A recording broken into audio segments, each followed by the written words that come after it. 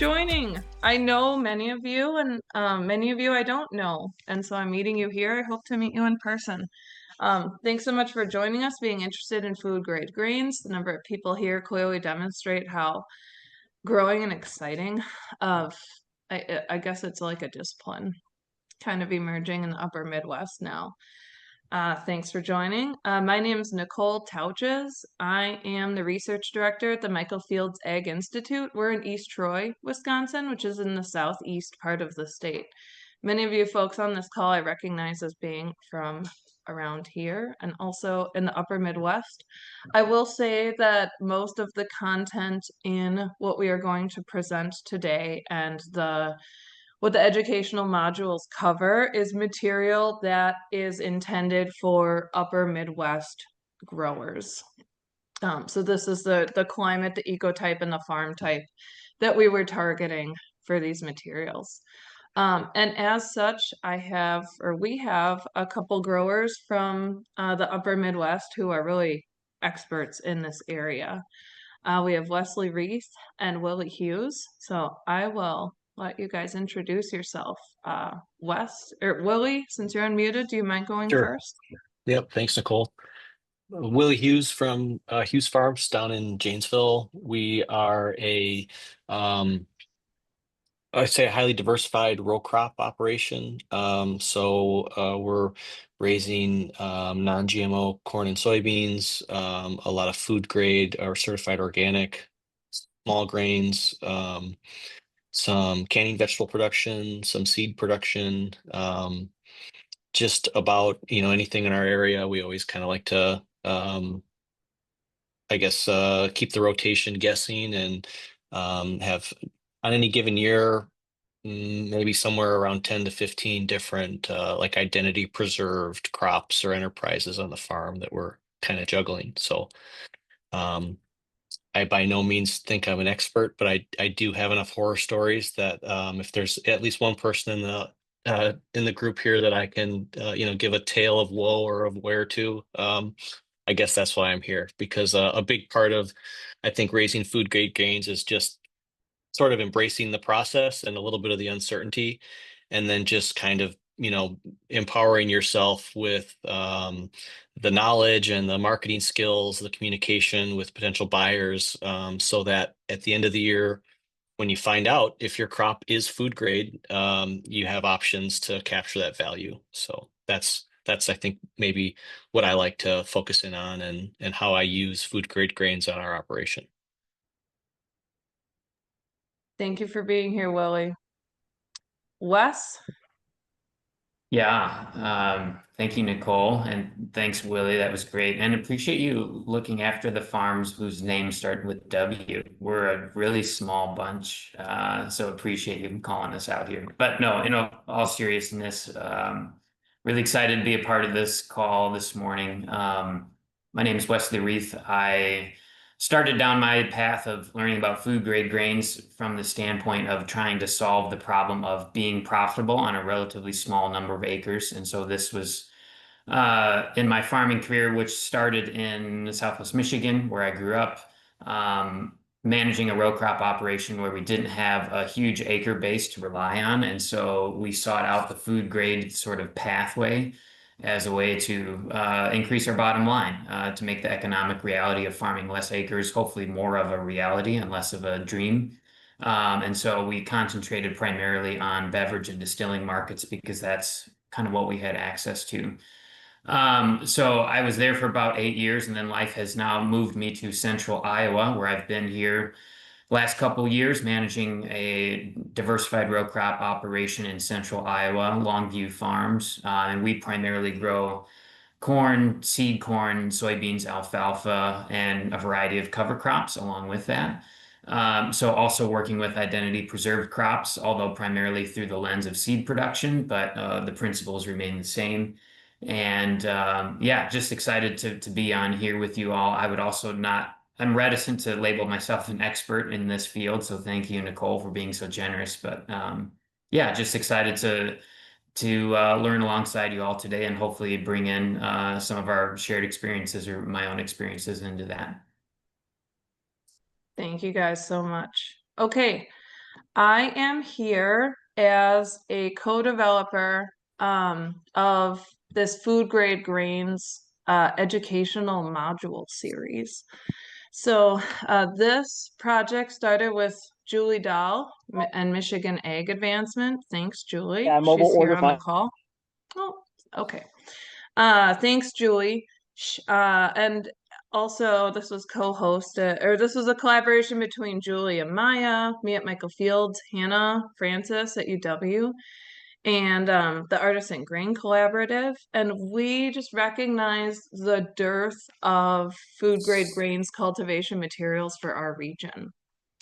So we held a few listening sessions with various types of stakeholders to try to discern what the best collection of educational materials could be that would serve the stakeholder group here in the upper Midwest. And also part of this, and I do go into this in module 1, a large part of this movement, I guess I'll say, is a reaction to the centralization and concentration of grain cultivation in Western regions. And historically, that was not the case. And we are able to grow high quality food grade grains here in the Midwest. And so this comes from a place of being interested in investing our food systems in our farmers here and sort of reinvesting our food dollars in our farmers and communities here. So I think that ethos and philosophy is also underpinning this, and not just a lack of agronomic materials. I know I personally think about it that way. So these materials are tailored to the growing conditions in our region and our growers here. And we decided to make some sort of training modules. I think a lot of us cringe at the word online trainings, but also sometimes they can be fun.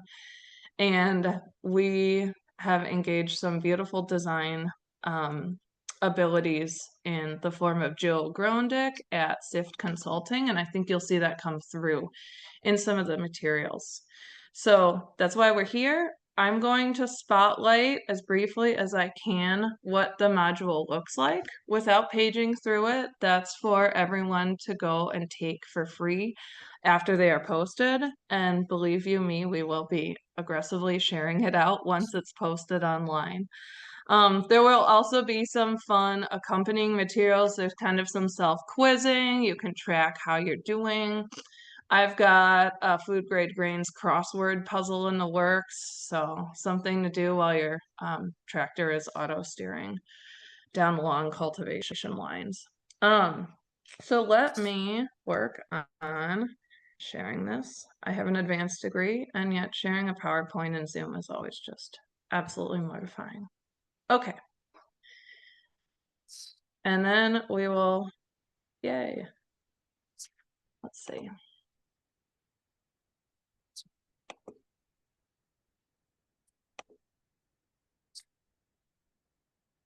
We will jump right in. This is what the modules will look like. Today we are going to page through module number 1, which is an overview, but hopefully it's a really useful, a really useful overview, not just we'll tell you more about this later, and you don't feel like you know what the detail is. So in this first module, we walk everybody through what types of food grade grains we're talking about, what the names of some good varieties are, because of course they differ for food applications compared to forage or cover crop applications. And then also anybody working in food grade grains has to develop knowledge of market classes for some of these different food products. So we're going to get into that as well. We want to thank North Central SARE for their support. They completely funded this work, and they're just a fantastic place to go to support efforts for farmer knowledge gathering, sharing, educational material development. SARE is one of the best places. So thanks so much to NC SARE. This is a lineup of all of the organizations, groups, and people that I mentioned who contributed to this work. Okay, I want to get right into, so our first important distinction is understanding where these crops fit into rotation. So this is something early that we cover in the webinar. Or I'm sorry, in the educational module. And so when a grower is thinking about how can I grow these things, when do I plant? I think this is one of the more common questions that I get from people who are very new to grains is, and especially even like vegetable growers who are looking at diversifying operations is what is planted when and how do I fit these into rotation? And we're always trying to sort of extend and expand our options in the agricultural science world. So there are a lot of new advancements and there are always continuing advancements in terms of sort of cold hardiness um, and how early or late something can be planted. That's something that plant breeders often prioritize. So you can see the list here. And again, this is very introductory material for somebody who's very new to small grains. So you see the list of what's in the winter, you see the list of what's planted in the spring. In the module, I do spend time going through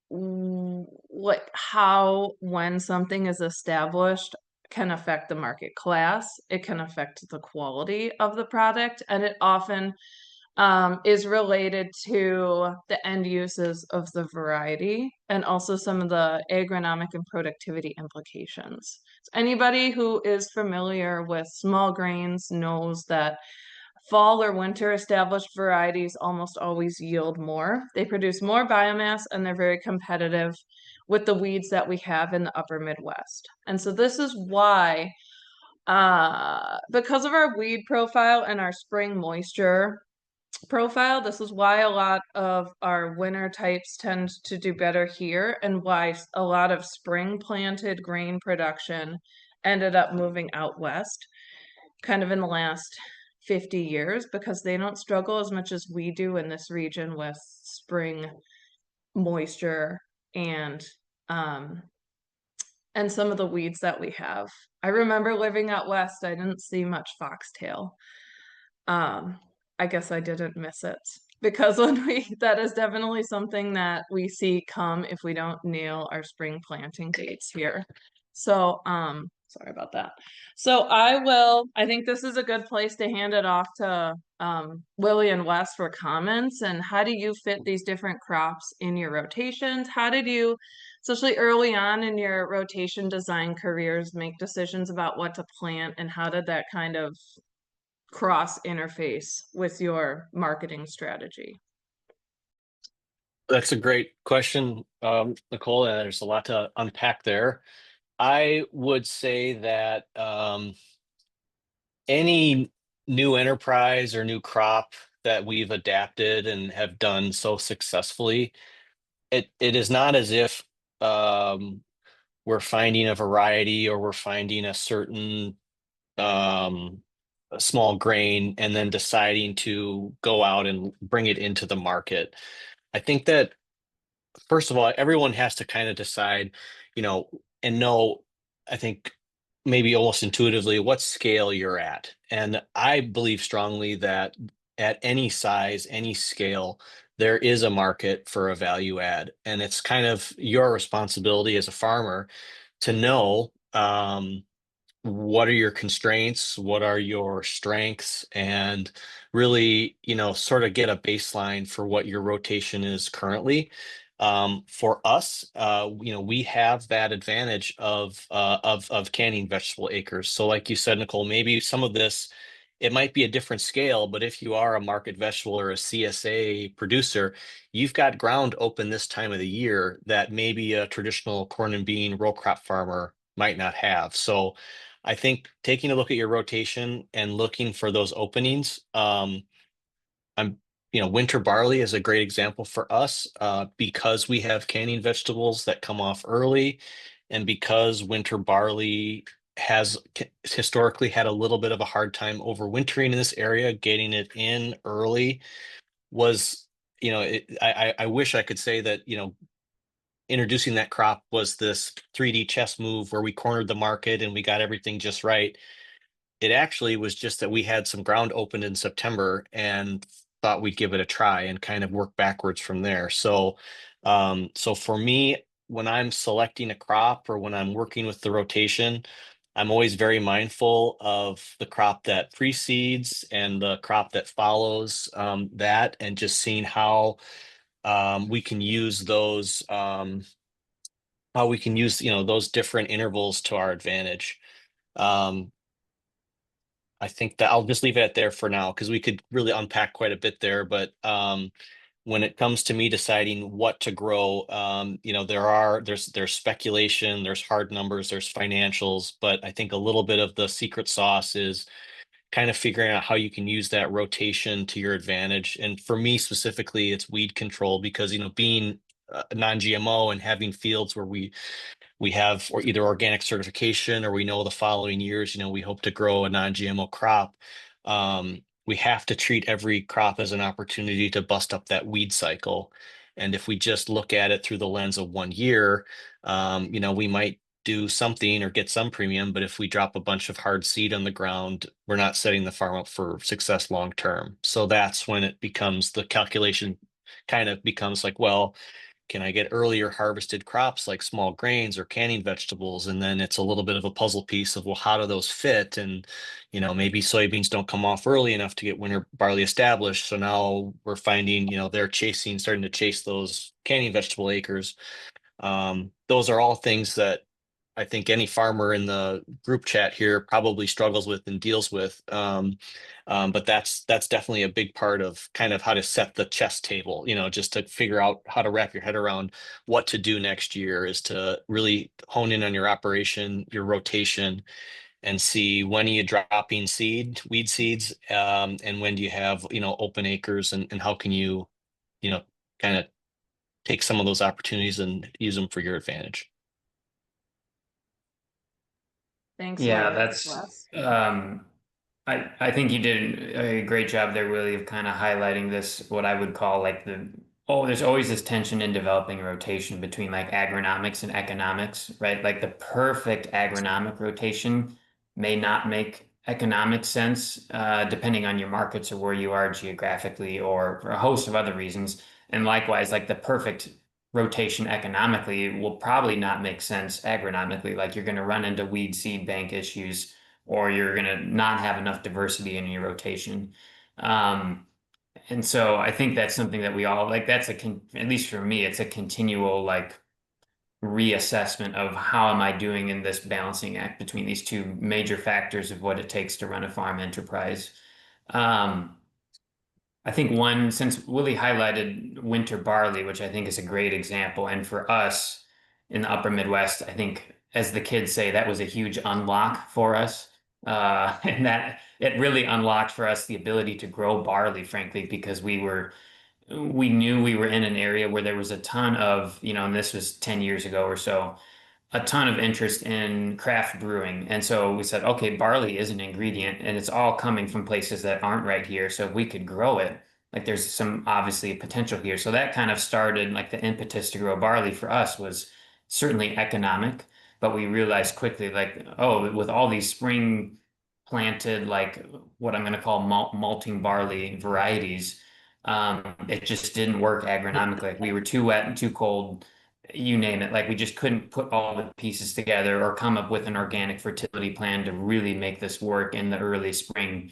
And once we had winter barley available, it changed everything in terms of how successfully or unsuccessfully we were able to grow it. And so it gave us access to a market that we didn't have before. Um, the other example or a quick case study I guess I'll give here leans into buckwheat a little bit. Buckwheat is a wonderful crop and, is almost verges on like summer planted versus spring planted in that it can grow, you can plant it super late and still get a great crop and still get it harvested relatively early in the fall, like later August or very early September, if you're going to swath it.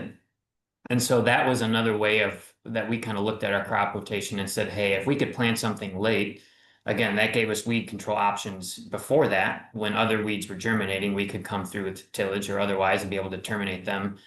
And then if we can harvest buckwheat early, wow, it gives us this whole big window to get a winter cereal planted and kind of reap the benefits of those early planting agronomics. Now, on the flip side of that, we found buckwheat to be a challenging crop to grow. And we found that it needed certain specialty equipment. We needed a swather, we needed a pickup head for the combine, we needed maybe a slightly different style combine to do it well. And so there was not, I guess I say all of that to paint this picture of like, there's not a silver bullet to like establishing the perfect rotation, especially when it comes to food grade. We've all made the mistakes too of like when you're thinking about preserving identity in a crop, like making sure you don't have volunteer or something else, even if it's maybe beneficial in a crop that is supposed to be all one thing. So yeah, we could go on and on here, but I did want to throw out those couple quick tidbits on, how I think about rotations. Thank you so much. Yeah, that's helpful. And we'll come back to buckwheat. That's at the end. I have plenty to say. Let's see. Is this gonna let me advance? Okay, there we go.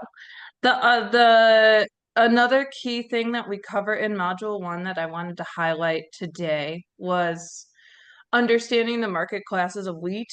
This is a huge area. It's more complex than what I understand, and often there's a lot of specialization even within market classes. And I should have mentioned at the top, I see in our list of attendees, I see a lot of people who are really experienced in food grade grains, and I see a lot of folks for whom this will be more introductory material. This is always what we struggle with in developing educational material is spanning the range of knowledge. So forgive me on either side if some of this is very rudimentary or is very new to you, but we're going to go through it. So this is something I spend a lot of time on. This is something that I have a lot of conversations with consumers about, and this is a complicated area, like I said, that is not well understood by many, except for people who manage mills and grain elevators and those sorts of things. But there are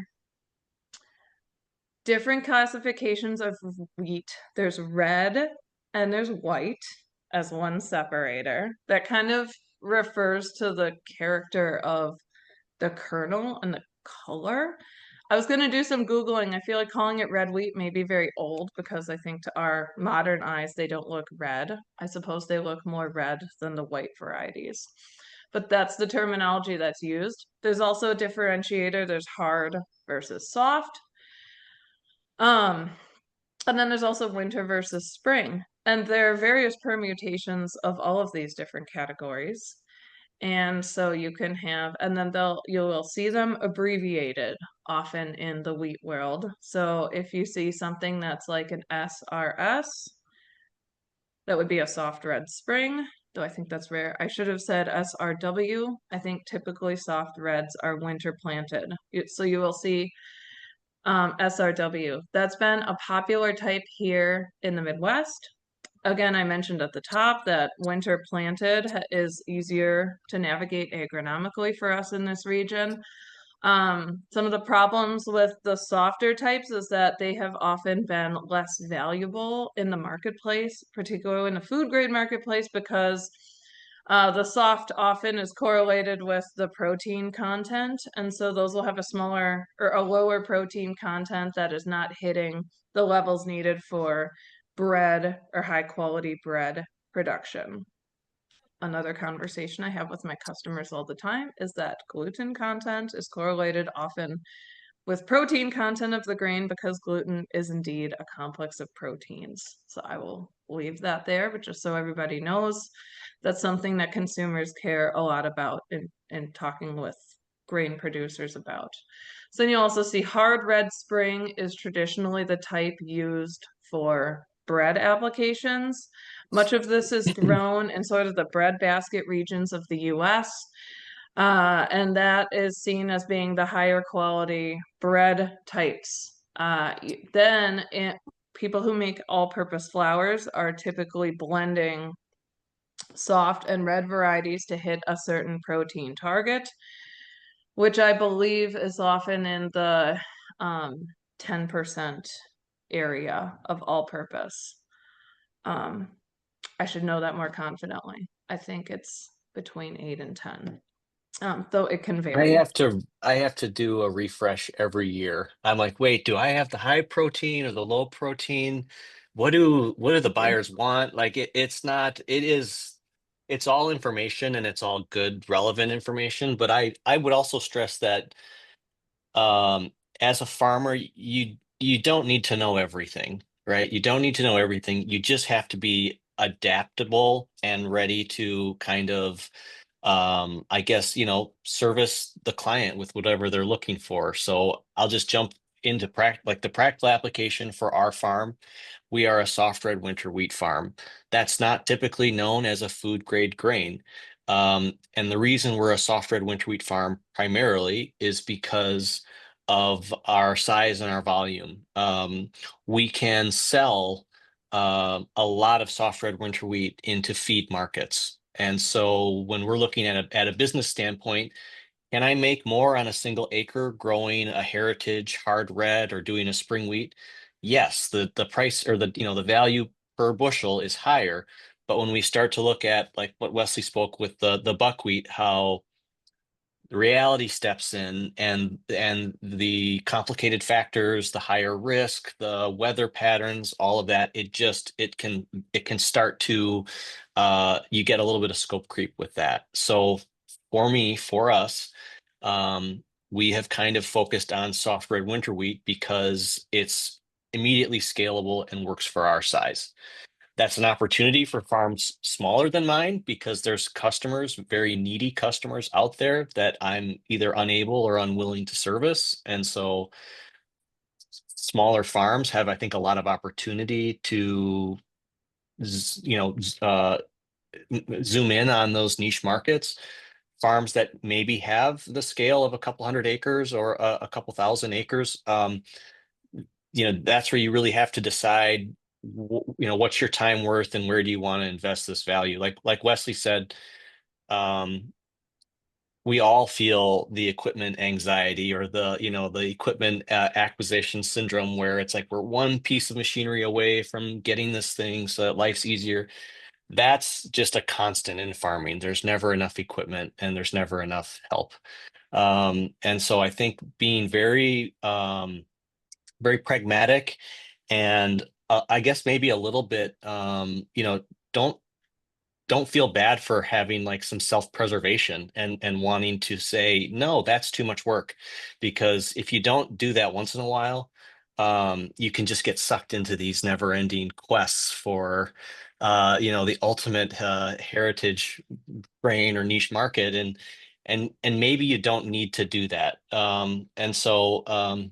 So for us, a soft red winter wheat that typically satisfies feed grade markets. It's typically not a big money maker, and every year I'm always trying to figure out, okay, how can we what value adds can we do to this? Wesley touched on seed production. Seed production is a great way to again grow a crop that is maybe I'll call it a commodity or a broad acre crop. It's has to do with identity preservation. There is some specialization and some technical knowledge that, if the farmer's willing to do, they can add value.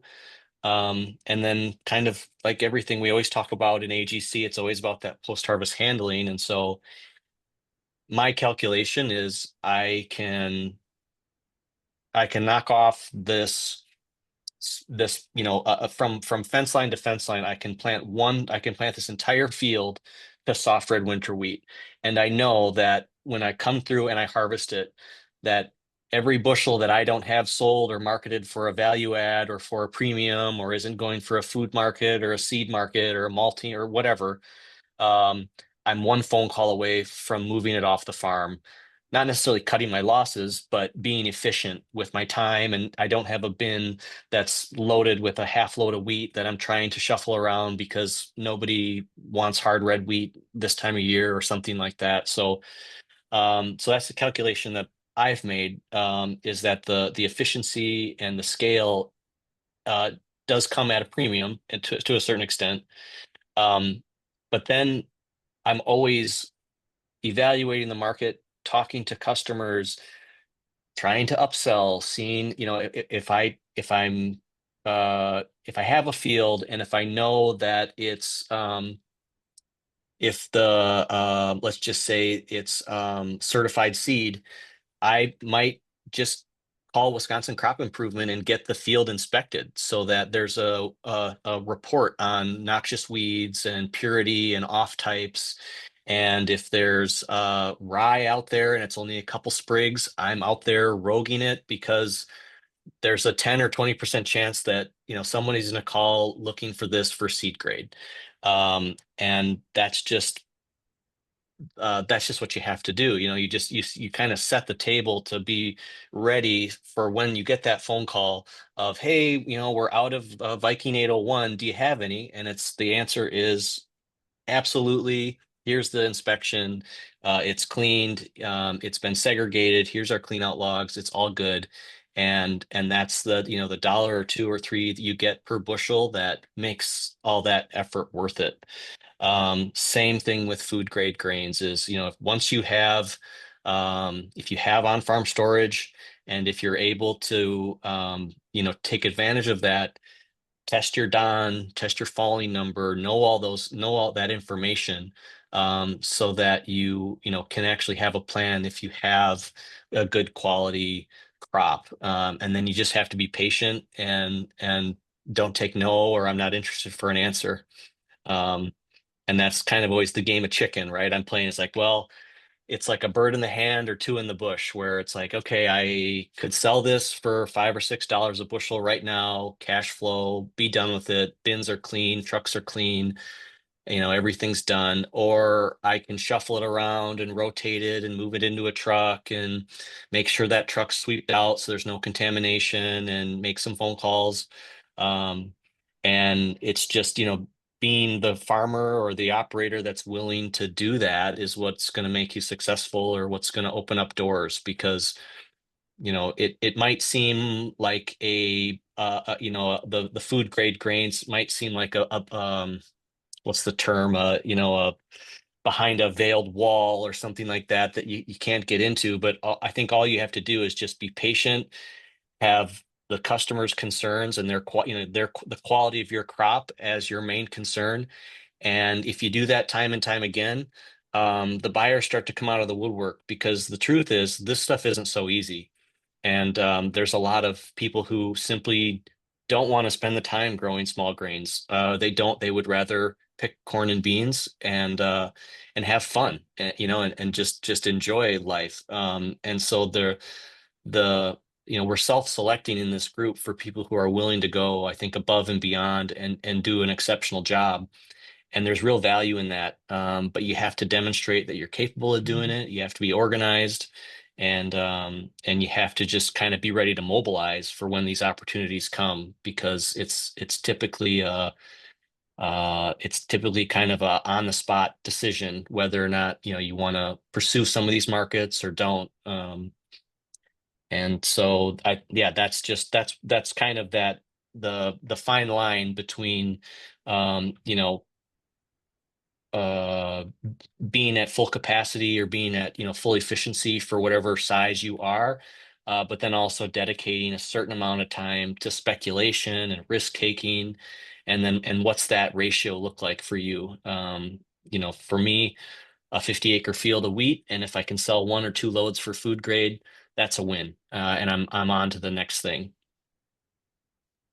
Awesome. Yeah, we spend a whole webinar on different like market classes. That's a huge issue. So it's definitely important to be aware of these things because buyers will ask. Um, Wesley, how have you navigated the wheat world or any of what Willie said? Yeah, to be broader here.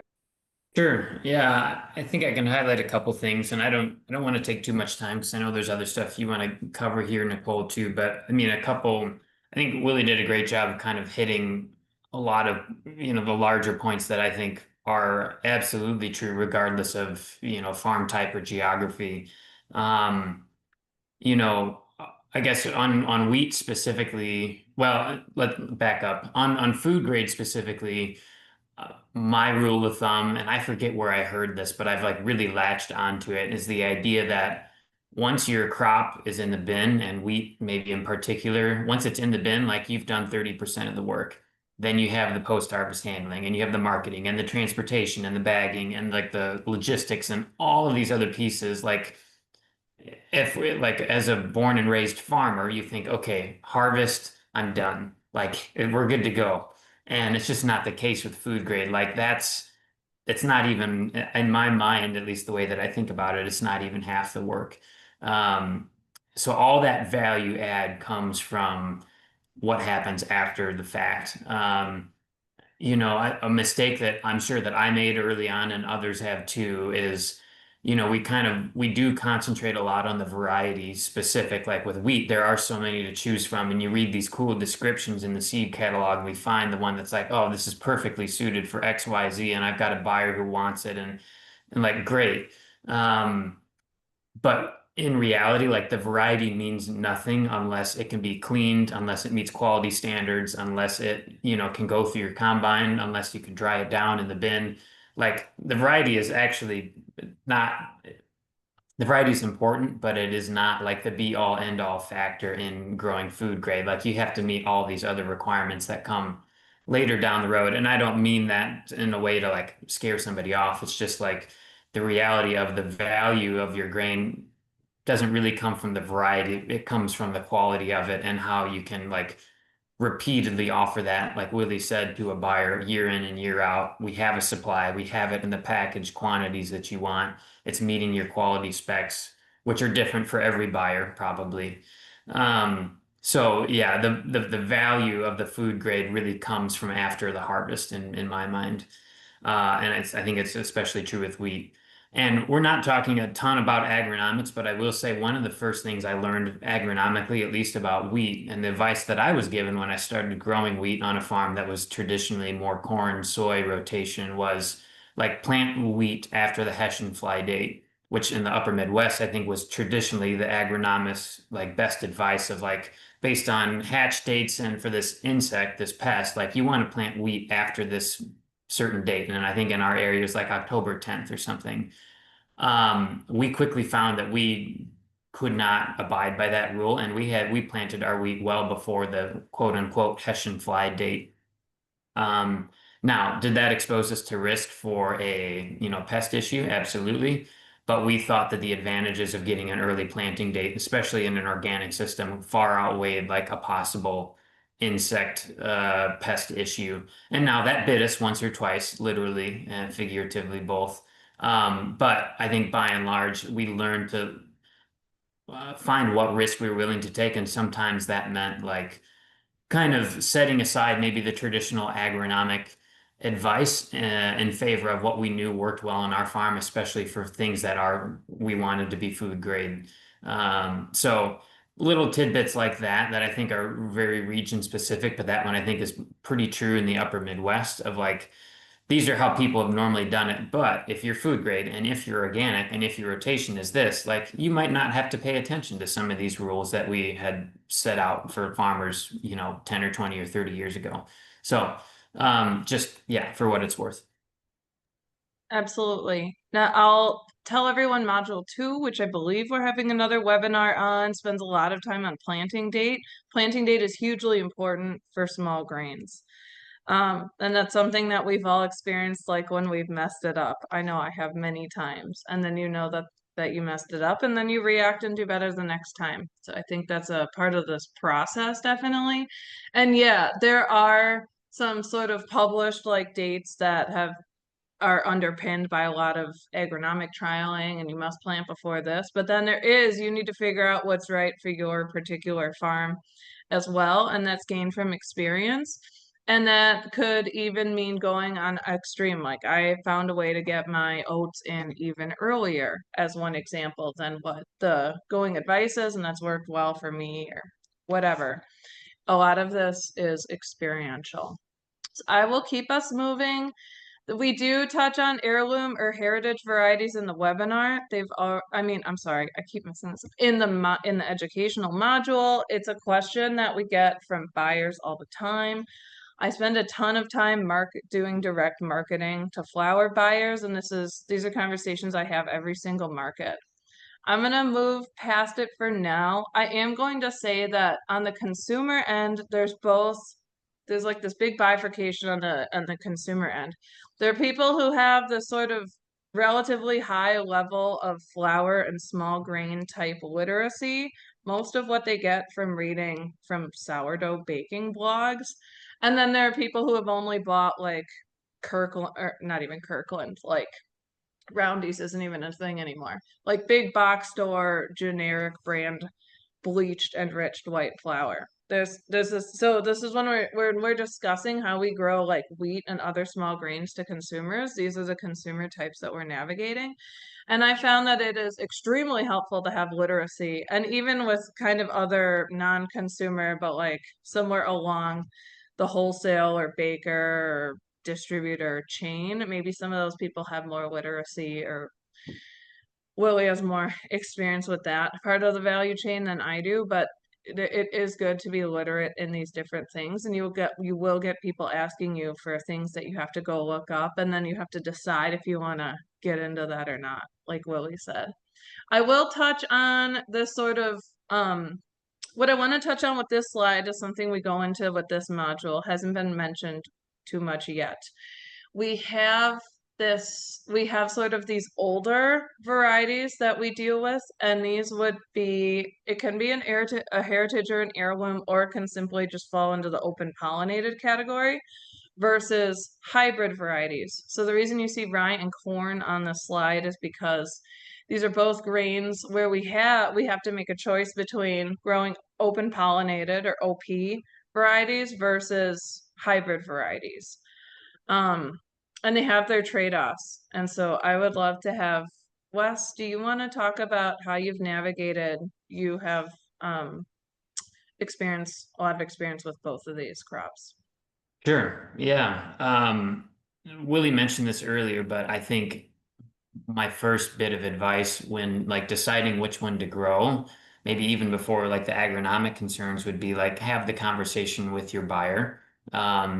Certain buyers will want open pollinated versus hybrid. Others may not know what they want. And so that's an opportunity for you as the farmer, I think, to do the educating a little bit, to have the kind of the one-on-one conversation of explaining like the merits or the drawbacks of each. We found on most of our soils, the hybrid rye presented a lot of there's certainly there's some upside potential to it, I guess, in terms of yield primarily.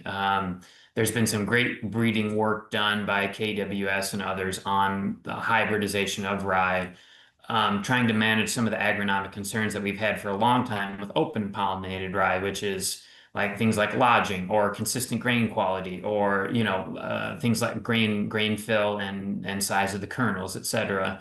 And they've done a great job with that. I would say, especially in an organic system, if you want to pursue hybrid rye, it definitely is a higher degree of management that's required, not only from a fertility standpoint, but also from, things like planting date, harvest windows, et cetera. Like it seemed to me to be just a lot more sensitive across the board from all of these things. So you just really have to be like, you have to be on it, in other words, to I think make hybrid rye work, because the seed, frankly, is a lot more expensive. So if you're looking at it from like a crop production budget standpoint, you have to see like, okay, is the return on investment there for me to spend X number of dollars more on seed? Will I get that back in terms of either quality or quantity of grain that I can harvest?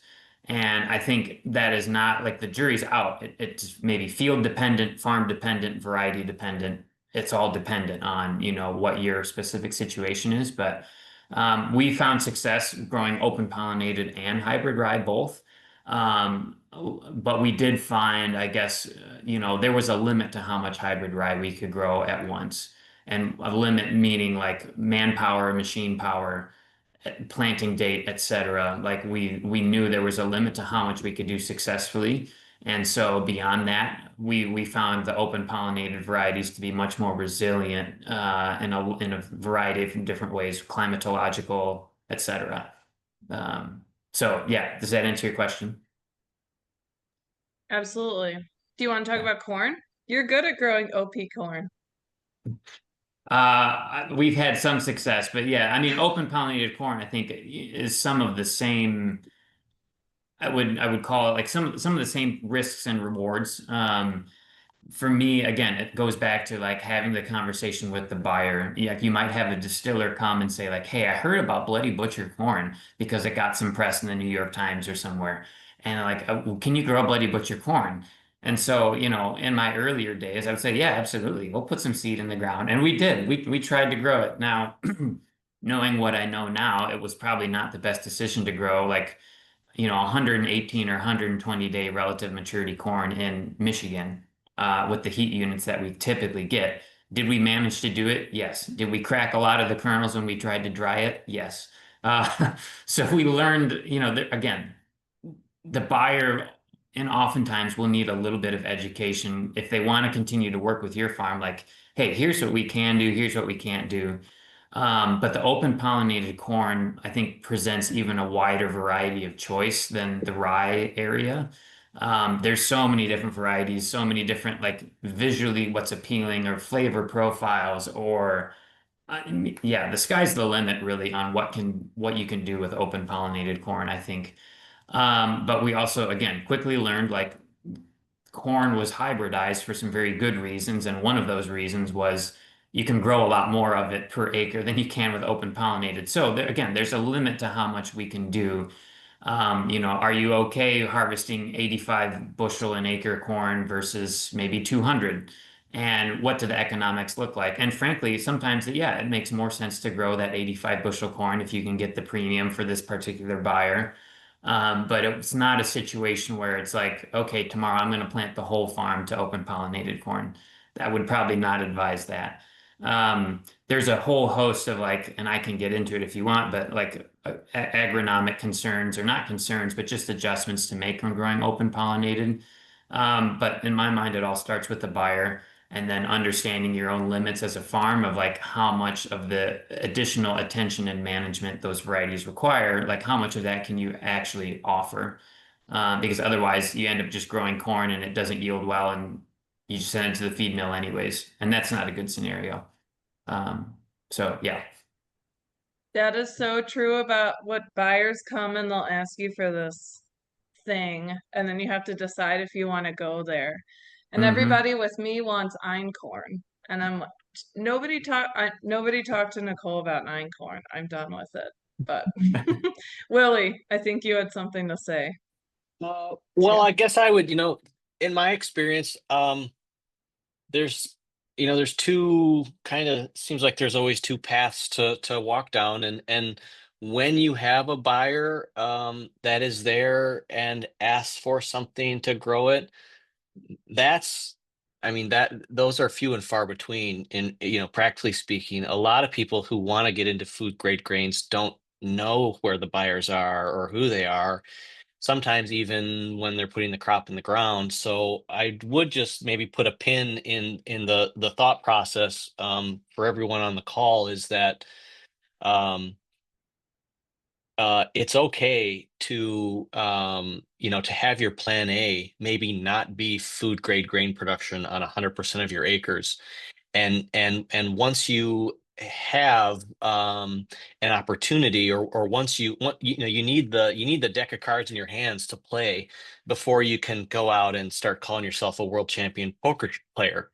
And so I think it takes kind of this small, calculated, incremental tolerance for risk, and go about it that way. Maybe rather than hoping that someone's going to call you out of the blue and ask you to grow einkorn or something. That's not my experience. My experience is you have to kind of root these buyers out, and to do that, obviously there's a lot of resources and stuff in this day and age to do that.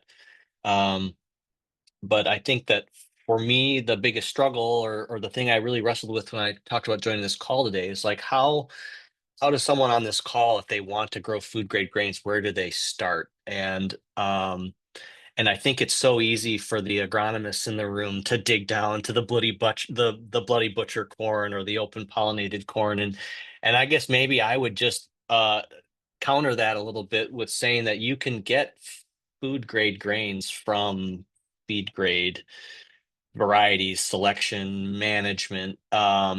It's not 100% of your acres. And maybe that's an inflammatory thing to say. But I think that it's a good place to start. And so if you are on this call and you are raising, non-GMO soybeans, because you're too cheap to pay for Roundup Ready seed, and you're just hauling it to the mill as number two beans, peel a load off and make some calls and try to see, who's buying food grade grains, and start with what you have on your farm now is maybe where I'm going with this. It doesn't have to be the new wonder variety or a new, sexy hybrid or something. It can just be what you're already producing, segregated, cleaned, properly dried, and properly marketed. That's all a food grade grain is. And so I think that's maybe that was my aha moment, because like Wesley, I was the same way for a long time. Is I would plant everything in the kitchen sink, right? If someone had it and I did it, or thought I could do it, we would jump in and dive in, and sometimes it just drives you to the end of your rope, because reality is swathers and pickup heads and more storage and all those kind of unintended complications that you just can't foresee when someone's offering a dollar or two premium. It's easy to just dive in. um, and so I think that, like Wesley said, knowing your cost of production, having an enterprise budget where you can plug in things like, what is your cost for your labor? What's your cost for your overhead? Because labor and overhead are two different things.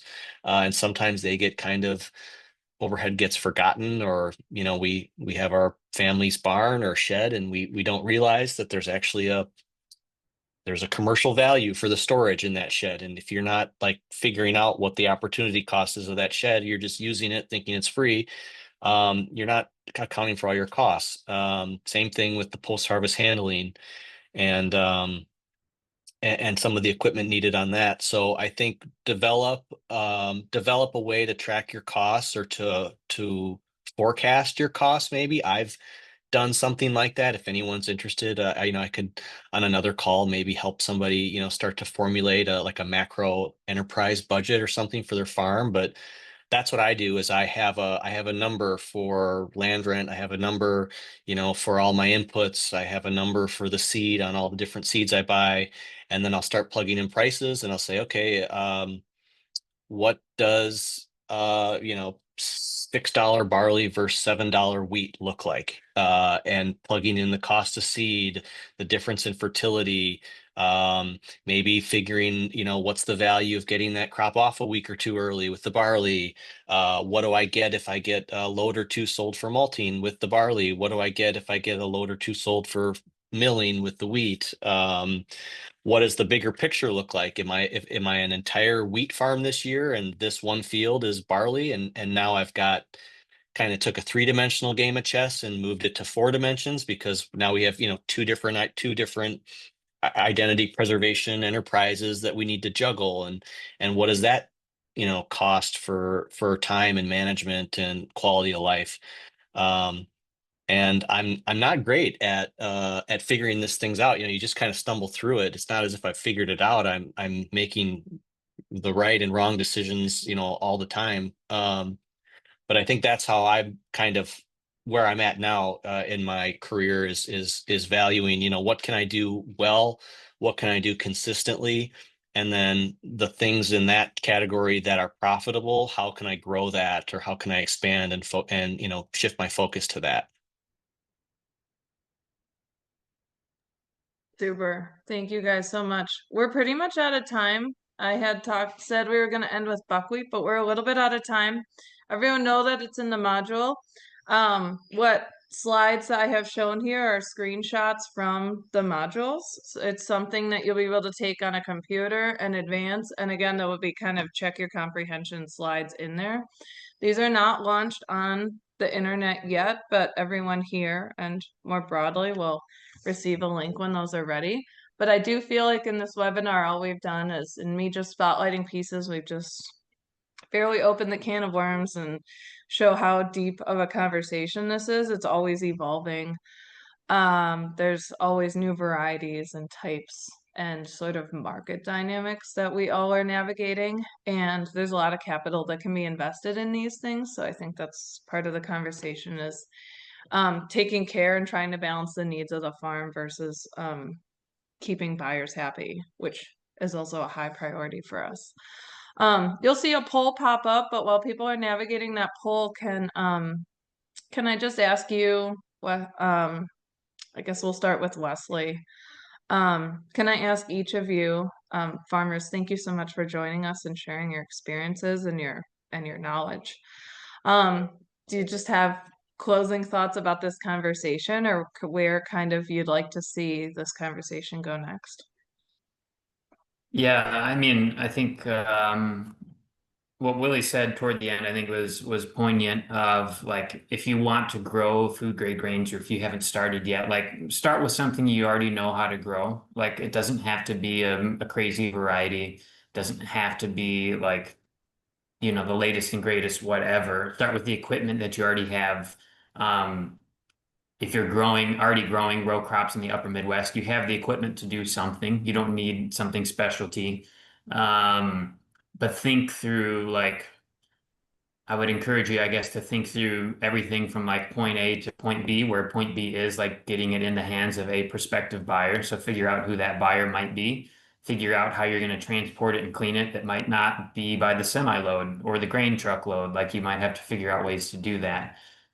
So give that some thought. And then, like I said, you know, getting it in the bin is about 30% of the work. So think through that other 70%. But yeah, start with something you're already comfortable growing and kind of, you know, experiment and get more, you'll get more comfortable with taking risks, I think, from there. Nicole, I really liked when you said that growing food grade grains is a discipline because it 100% is. And it's not only just any discipline, I think it's like something of like almost the highest order because that's what we're here to do, right? Like we're here to grow food. And everyone on this call, took time out of their schedules to wrestle with that. And what does that look like? How do they, elevate their farm and their business? And so I think that's 100% what I'm going to do leaving this call is I'm going to treat it like a discipline. And then finally, I guess I would just say that find a needy customer because they're out there. It doesn't feel like it, if it can feel like nobody's calling, nobody wants what I'm growing. I've felt that, I still feel that sometimes, but I'm always kind of inspired when I talk to buyers and you realize in that moment or in that conversation that without growers like us committed to the we're the front lines for the quality of their product. And so if you act in that manner and if you raise the standards on your farm in service to a needy customer, you will find success. And that's at any scale, any size. It's just find a needy customer and service them. Great advice. Thank you all so much. Thank you everyone for logging on. We are going to have more webinars in this series. I believe the next one is hosted by, Hannah, help me. Who's hosting the next one? September 30th, and the Artisan Grain Collaborative is hosting, and we will be talking about marketing food grade grains. Which we've already been talking about because that's 75+% of the battle. Yes. And Yeah. I also liked how Willie said we're growing food. And this is what I tell my customers this. I think carbohydrates I think comprise 75% of diets worldwide. Maybe a larger portion here in the US. We're not quite sure. I haven't looked that up. Anyway, right? So like grains are, apart from potatoes, grains, right, are where these carbohydrates are coming from. And so we really are, that's just a bedrock of nourishing people. And I think that that's what it helps fuel my passion for small grains and having chosen that as, I guess, a discipline. And even though you might get customers who tell you that they're not eating carbs, I tell them they have to be alive. So that's what we're doing. We're feeding people and the world, but we also, because such a large portion of our diets is comprised of those carbohydrates, we're like part of the people with the responsibility to also make sure that those are nutritious, high quality calories, which is something that every single one of us wouldn't be here if we didn't recognize that that's part of something that our food system is failing people. And this is also part of what's underpinning our passion to like relocalize these food systems, I think. So, sorry. I hate getting on I saw somebody write, I'll get off my soapbox, but we don't have soapboxes in Wisconsin, so I'll get off my stump. So there we are. Well, it's lunchtime, Nicole, and in honor of your spirit, I am going to go fill myself with carbs.